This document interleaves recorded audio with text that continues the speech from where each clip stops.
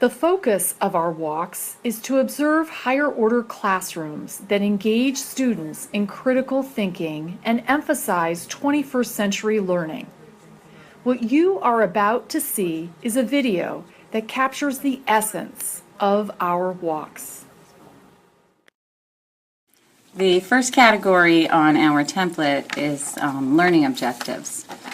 When we go into classrooms, the first thing we look for is to see if the learning objective of the day is posted on the board. The purpose of the learning objective is to clearly communicate what students are to learn that day. It's what students should know, understand, or be able to do as a result of completing the learning activity or assignment. Equally as important is that the teacher clearly expresses the relevance of the objective to the class.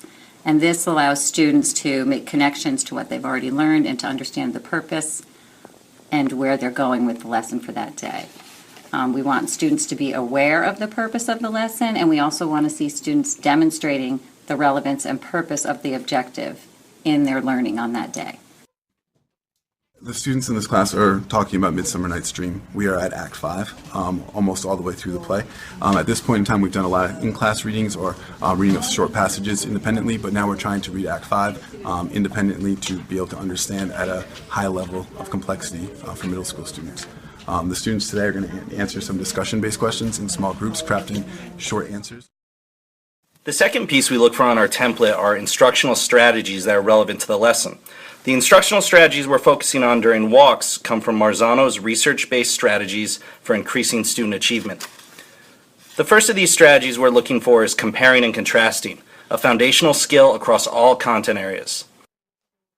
So today we are focusing on theoretical versus experimental probability.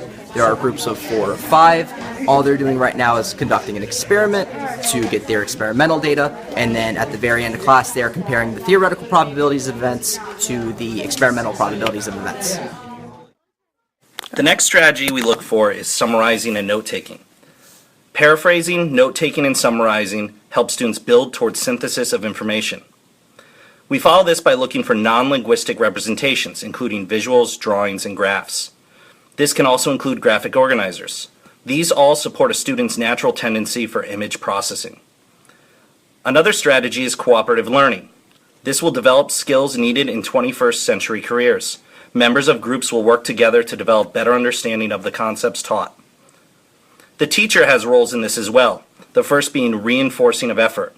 Positive encouragement to enhance students' growth mindset. Teachers should also be providing immediate and specific feedback. This feedback should be timely, focused, and meet the students' needs. Another category that we focus on is revised Bloom's taxonomy. We all know that the Bloom's model consists of 6 levels of knowledge that range from concrete to abstract. When we enter a classroom, we're looking at the level of questioning and activities as they correspond to the revised Bloom's taxonomy. Comparing light bulbs, so we're using CDLs, or CFLs, LEDs, and incandescent light bulbs to see which one illuminates the best light. Kids are making comparisons between the price of the bulb, the life expectancy, the lumens, and then going to make recommendations to parents at home which light bulb is probably the best to use at their house and the most efficient. An additional piece we look for on our Learning Walk template is Webb's depth of knowledge. This reflects the complexity of learning tasks involved in the various classrooms we visit. Depth of knowledge, or DOK levels, describe the depth of understanding required by a given task, not if the task is considered difficult. When we enter classrooms, we look for various components of Webb's that include DOK Level 1, recall and reproduction, Level 2, basic application of skills, and move to higher level tasks that typically require extended time and multiple days of instruction. Today in 8th grade science we are learning about eclipses, and instead of giving them notes on what an eclipse is, the students are using pieces of styrofoam and flashlights to try to figure out what the relationship between the sun, the moon, and the earth is. Do you want me to get the moon will be orbiting the earth slowly, and then while the sun's shining on it, they'll cover it up and you'll just see the outline of the sun around the moon while the moon's covering it. In addition to all of the categories mentioned, a final component of learning walks is examining student behaviors. Specifically, we look for accountable talk, persistence, asking questions, and using evidence as indicators of students engaging in critical thinking. Additionally, we look for evidence of authentic learning experiences that include students analyzing, evaluating, and creating. That's why we use the scissors. I'm not sure what this is for. Joe, you go first.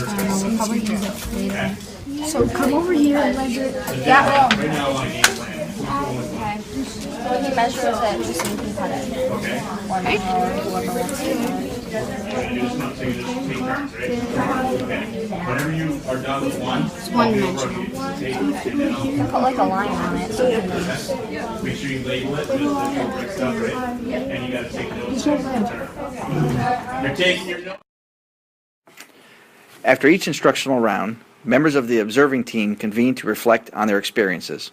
They can do this in a round-robin format, with each teacher commenting on what he or she noted.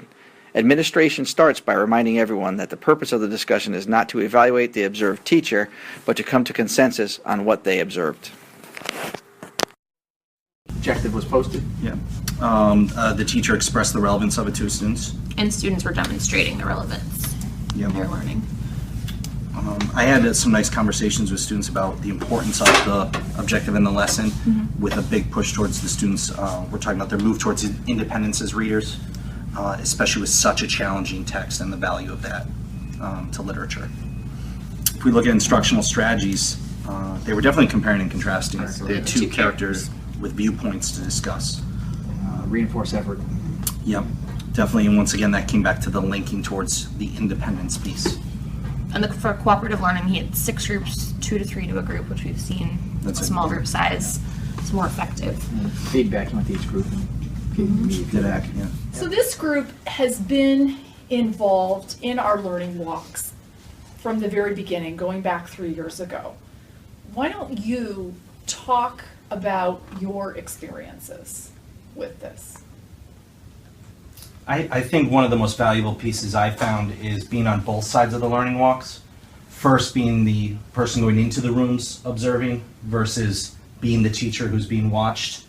And I think where I've found more value is being the one on the learning walk, watching my coworkers, watching the other students in the building, and taking pieces back to my room to elevate my teaching. That's where I feel there's been the most value, to push myself further. And then going into the classrooms, all the classrooms, no matter which level that we were at, 5th, 6th, 7th, or 8th grade, whether it was language arts, math, science, or social studies, I think we've learned a lot from every single person that we've gone to, and that has helped me to be a better teacher. I think when you look at all of the classrooms now compared to maybe where we were at a few years ago, the entire level of teaching has gone up. I think there's a personal responsibility that everybody has that was already there, but it's developed more. We're definitely honing our craft. We're becoming better at what we do, because we're allowed to be reflective when we walk into those rooms and say, oh, I want to use that, or I should try this next time.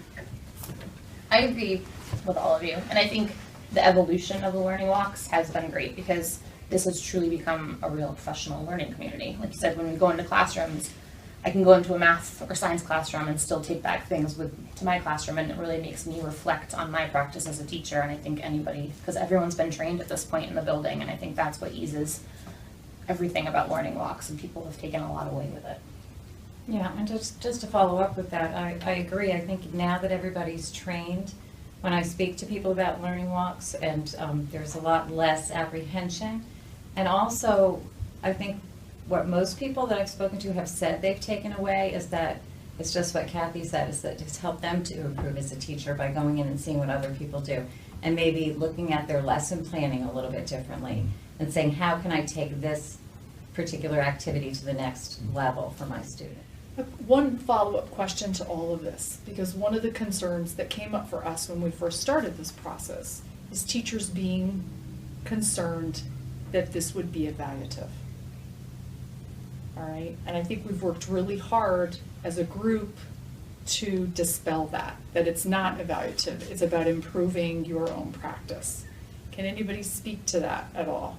I think at the point this year, and going back to what I said, the way it's evolved and seeing the evolution of it, is at this point, all the faculty in the building have been trained. And once you're in the training and you've been in it and gone on the walks, I think that takes away that evaluation piece and eases that tension again of people, because they see the process and they see what happens when we come back and we debrief as a group and what we're talking about. And again, it makes teachers reflect on the process versus thinking someone's coming in and evaluating. I mean, I can't emphasize enough how important the training piece is, because that's where all the guidelines are established. That's where sort of the anonymity comes into it. That's where,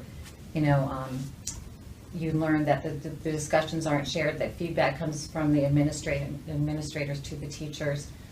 So as you sit through that training, you realize that there are things that put in place so that it's not evaluative. And then once you're involved in the walks, I think then you realize that it's all about improvement rather than evaluation. Thinking. I found that the learning walks have pushed me to think more about, if I was in my students' shoes, what are they seeing, what are they doing, what are they learning? And taking the onus off of me and push it more towards student engagement and student-centered learning. Right, we're just facilitators Yes. now as opposed to being up in the front of the Yes, room. agreed. And final question for the group, just share the vertical team walks now that are going on, because there's a difference now with the orchestrated walks that you've done with me and with Glenn, okay, to the walks that you're now doing in your content areas. I think when you take what Kristen said about we can go into other classrooms of other subject areas and still come away with pieces, amplify that even more when you're going into your own subject area. Exactly. When you're going to see your coworkers, your content area team, you get to pull so much more into your teaching. Definitely a process, I think, that has given us a tremendous amount of mileage from the perspective of increasing the professionalism, not that it didn't exist before, but as it relates specifically to individuals' practice. Everybody's looking at their own practice and trying to determine areas that need to be strengthened, things that they can share so that we can move our students forward, which really is our ultimate goal.